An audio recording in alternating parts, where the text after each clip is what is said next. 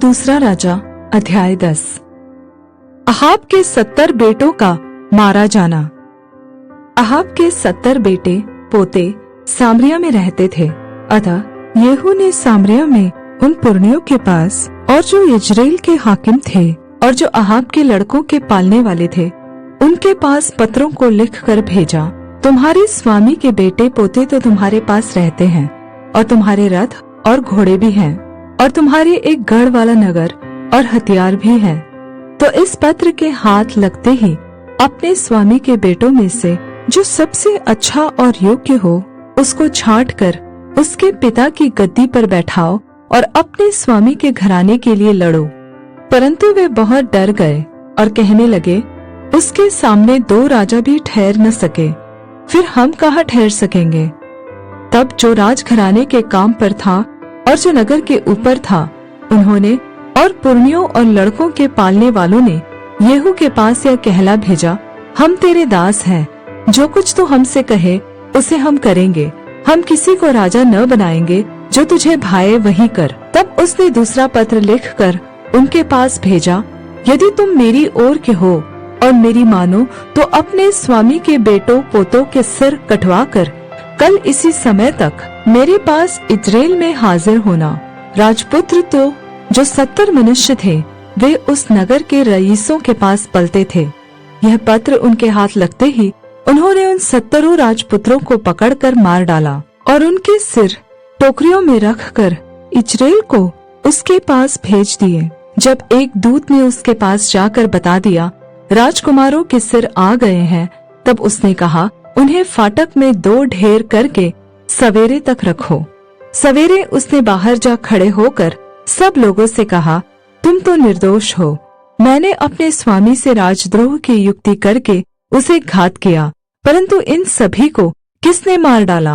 अब जान लो कि जो वचन यहोवा ने अपने दास एलिय्याह के द्वारा कहा था, उसे उसने पूरा किया है। जो वचन यहोवा ने अहाब के घराने के विषय कहा, उसमें से एक भी बात बिना पूरी हुए न रहेगी। तब अहाब के घराने के जितने लोग इजराइल में रह गए, उन सभी को और उसके जितने प्रधान पुरुष और मित्र और याजक थे, उन सभी को येहू ने मार डाला, यहाँ तक कि उसने किसी को जीवित न छोड़ा। तब वह वहाँ से चलकर सामरिया को गया और मार्ग में चरवाहों के ऊन कतरने के स्थान पर पहुँचा ही था कि यहूदा के राजा अहज्याह के भाई येहू से मिले। और जब उसने पूछा, तुम कौन हो? तब उन्होंने उत्तर दिया, हम अहज्याह के भाई हैं और राजपुत्रों और राजमाता के बेटों का कुशलक्षेम पूछने को जाते हैं। तब उसने कहा, इन्हें जीवित पकड़ो। अतः उन्होंने उनको जो 42 पुरुष थे जीवित पकड़ा और ऊन कतरने के स्थान की बावली पर मार डाला। उसने उनमें से किसी को न छोड़ा। जब वह वहाँ से चला, तब रेकाब का पुत्र यहोनादाब सामने से आता हुआ उसको मिला। उसका कुशल उसने पूछकर कहा, मेरा मन तो तेरे प्रति निष्कपट है, क्या तेरा मन भी वैसा ही है? यहोनादाब ने कहा, हाँ ऐसा ही है। फिर उसने कहा, ऐसा हो तो अपना हाथ मुझे दे। उसने अपना हाथ उसे दिया और वह यह कहकर उसे अपने पास रथ पर चढ़ाने लगा, मेरे संग चल और देख कि मुझे यहोवा के निमित्त कैसी जलन रहती है।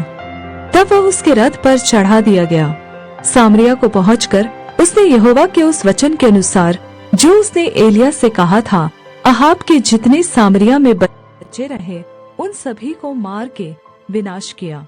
तब येहू ने सब लोगों को इकट्ठा करके कहा, अहाब ने तो बाल की थोड़ी ही उपासना की थी, अब येहू उसकी उपासना बढ़ के करेगा। इसलिए अब बाल के सब नबियों, सब उपासकों और सब याजकों को मेरे पास बुला लाओ। उनमें से कोई भी न रह जाए, क्योंकि बाल के लिए मेरा एक बड़ा यज्ञ होने वाला है।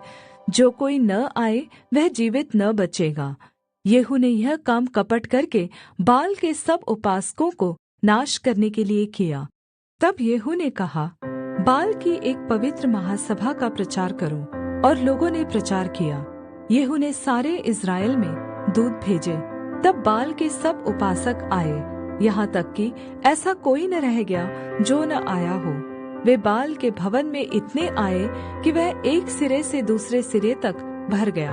तब उसने उस मनुष्य से जो वस्त्र के घर का अधिकारी था कहा, बाल के सब उपासकों के लिए वस्त्र निकाल ले आ। अतः वह उनके लिए वस्त्र निकाल ले आया। तब येहू रेकाब के पुत्र यहोनादाब को संग लेकर बाल के भवन में गया और बाल के उपासकों से कहा, ढूंढ कर देखो कि यहाँ तुम्हारे संग यहोवा का कोई उपासक तो नहीं है, केवल बाल ही के उपासक हैं। तब वे मेलबलि और होमबलि चढ़ाने को भीतर गए। येहू ने तो 80 पुरुष बाहर ठहराकर उनसे कहा था, यदि उन मनुष्यों में से जिन्हें मैं तुम्हारे हाथ कर दूं कोई भी बचने पाए, तो जो उसे जाने देगा उसका प्राण उसके प्राण के बदले जाएगा।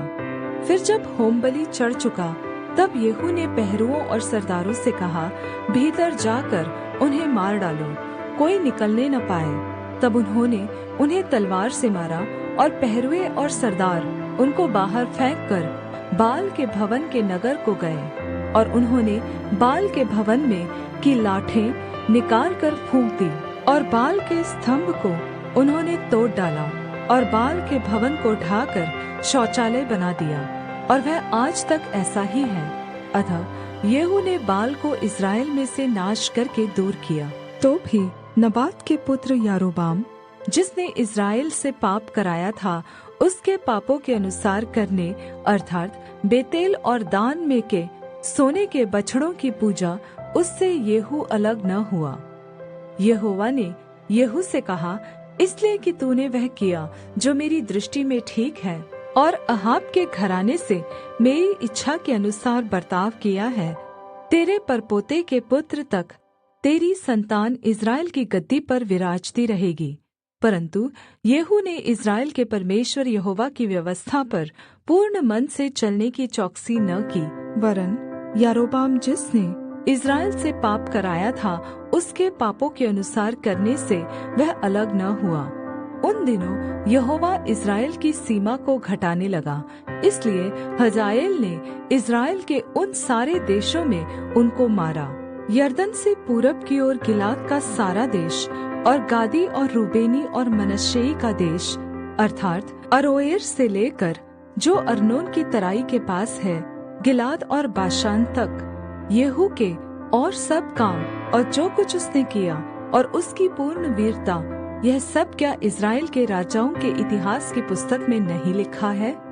अंत में येहू मरकर अपने पुरखाओं के संग जा मिला और सामरिया में उसको मिट्टी दी गई, और उसका पुत्र यहोआहाज उसके स्थान पर राजा बन गया। येहू के सामरिया में इस्राएल पर राज्य करने का समय तो 28 वर्ष का था।